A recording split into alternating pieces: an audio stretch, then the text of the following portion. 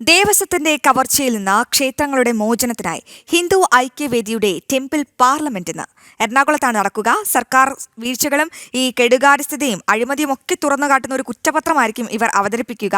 ക്ഷേത്രഭരണം സർക്കാരിൽ നിന്ന് മോചിപ്പിക്കുവാനുള്ള കർമ്മ പരിപാടികളും ആവിഷ്കരിക്കും. വിവരങ്ങളുമായി മിഥുൻ അയ്യപ്പൻ ചേരുന്നുണ്ട്. മിഥുൻ അയ്യപ്പൻ എന്ന ചരിത്രത്തിൽ ഒരു നാഴികക്കല്ലാണ്. കാരണം ക്ഷേത്ര പ്രവേശന വിളംബരത്തിന്റെ വാർഷികമാണ്.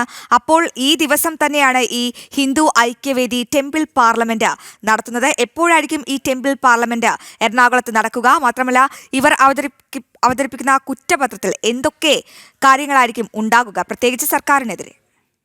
മിഥുൻ.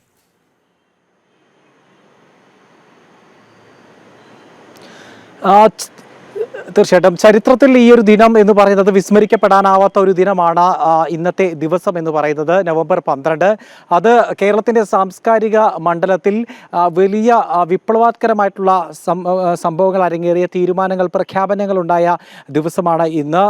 ക്ഷേത്രപ്രവേശന വിളംബരം നടന്ന ദിവസമാണ് നവംബർ 12. അന്ന് മറ്റൊരു പുതിയ ചുവടുവെപ്പിന്, അതും ചരിത്രമാകാൻ പോകുന്ന ഒരു ചുവടുവെപ്പിന് സാക്ഷ്യം വഹിക്കുകയാണ് ഇന്നത്തെ ഈ ദിവസം. ഇന്നത്തെ ദിവസത്തിൽ ഈ ഒരു ചരിത്രം കൂടി രേഖപ്പെടുത്താനിരിക്കുകയാണ്. കേരളത്തിലെ ഹൈന്ദവ ക്ഷേത്രങ്ങളെ ദേവസ്വത്തിൻ്റെ അഴിമതിയിൽ നിന്നും കെടുകാര്യസ്ഥയിൽ നിന്നും മോചിപ്പിച്ച് ആ ക്ഷേത്ര ഭരണം ഹിന്ദുക്കൾക്ക്, വിശ്വാസികൾക്ക് എന്നുള്ള രീതിയിലുള്ള മുദ്രാവാക്യം ഉയർന്നിട്ട് വർഷങ്ങളായി. അതിൽ ഏറ്റവും സുപ്രധാനമായിട്ടുള്ളൊരു ചുവടുവെപ്പ് ആവുകയാണ് ഇന്നത്തെ ഹിന്ദു ഐക്യവേദിയുടെ ടെമ്പിൾ പാർലമെൻറ്റ് എന്ന് പറയുന്നത്. ടെമ്പിൾ പാർലമെൻറ്റ് ഏതാണ്ട് 10-11 മണിയോടുകൂടി തന്നെ എറണാകുളത്തെ എളമക്കരയിലുള്ള ഭാസ്കരീയം കൺവെൻഷൻ സെൻറ്ററിൽ ചേരും. പ്രധാനമായും ഇത് ഉന്നയിക്കുന്നത് 3 ആവശ്യങ്ങളാണ്. ഞാൻ നേരത്തെ പറഞ്ഞതുപോലെ തന്നെ ഹൈന്ദവ ക്ഷേത്രങ്ങളെ ദേവസ്വത്തിൽ നിന്ന് മോചിപ്പിച്ച് വിശ്വാസികൾക്ക് നൽകുക.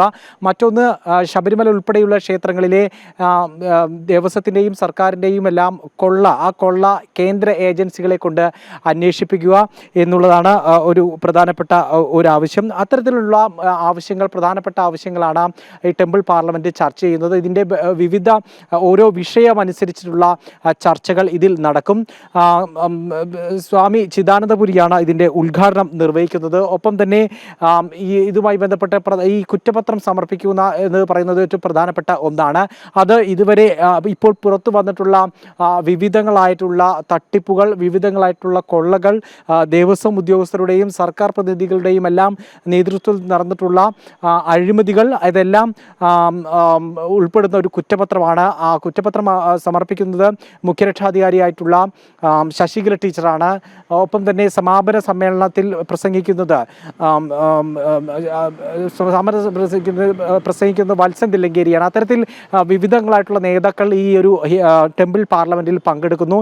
ക്ഷേത്രഭൂമി, അന്യാധീനപ്പെട്ടിട്ടുള്ള ക്ഷേത്രഭൂമി, നമുക്കറിയാം കേരളത്തിലെ ഏറ്റവും കൂടുതൽ ഭൂമാഫിയ കൈക്കലാക്കിയിട്ടുള്ളത് ക്ഷേത്രഭൂമികളാണ്. ആ ക്ഷേത്രഭൂമികൾ തിരിച്ചു പിടിച്ച് നൽകുക എന്നുള്ളതും പ്രധാനപ്പെട്ട ആവശ്യങ്ങളിലൊന്നാണ്. ഇത്തരത്തിലുള്ള ഈ 3 ആവശ്യങ്ങളാണ് പ്രധാനമായും ഇന്ന് ടെമ്പിൾ പാർലമെൻറ്റിൽ ഉന്നയിക്കുകയും ചർച്ച ചെയ്യുകയും ചെയ്യുന്നത്. മറ്റൊന്ന്, ഈ കുറ്റപത്രം സമർപ്പിക്കുക എന്നുള്ളത്. ആ കുറ്റപത്രം സമർപ്പിച്ച് ഭാവി പരിപാടികൾക്ക്, കർമ്മ പദ്ധതികൾക്ക് രൂപം നൽകി അതിൻ്റെ പ്രവർത്തനങ്ങൾ ആരംഭിക്കുക എന്നുള്ളതാണ് മറ്റൊരു പ്രധാനപ്പെട്ട കാര്യം. അതായത് നമുക്കറിയാം, ഇപ്പോൾ ഈ ശബരിമല യുവതീ പ്രവേശനത്തിന് ശേഷം മറ്റൊരു വലിയ രീതിയിലുള്ള കൂട്ടായി ചേർന്നുകൊണ്ടുള്ള ഒരു സമര പരിപാടി കണ്ടത് ഇപ്പോൾ ഈ സ്വർണ്ണക്കൊള്ള വിഷയത്തിലാണ്.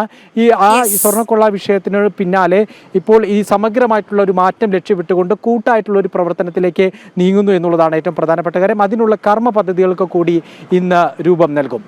യെസ് മിഥുൻ, അങ്ങനെ ദേവസ്വത്തിന്റെ കവർച്ചയിൽ നിന്ന് ക്ഷേത്രങ്ങളുടെ മോചനത്തിനായി ഹിന്ദു ഐക്യവേദിയുടെ ടെമ്പിൾ പാർലമെന്റ് ഇന്ന് എറണാകുളത്ത് നടക്കും. സർക്കാർ വീഴ്ചകളും കെടുകാര്യസ്ഥതയും അഴിമതിയും ഒക്കെ തുറന്നുകാട്ടുന്ന കുറ്റപത്രമായിരിക്കും അവതരിപ്പിക്കുക. ക്ഷേത്രഭരണം സർക്കാരിൽ നിന്ന് മോചിപ്പിക്കുവാനുള്ള കർമ്മ പരിപാടികളും ആവിഷ്കരിക്കും.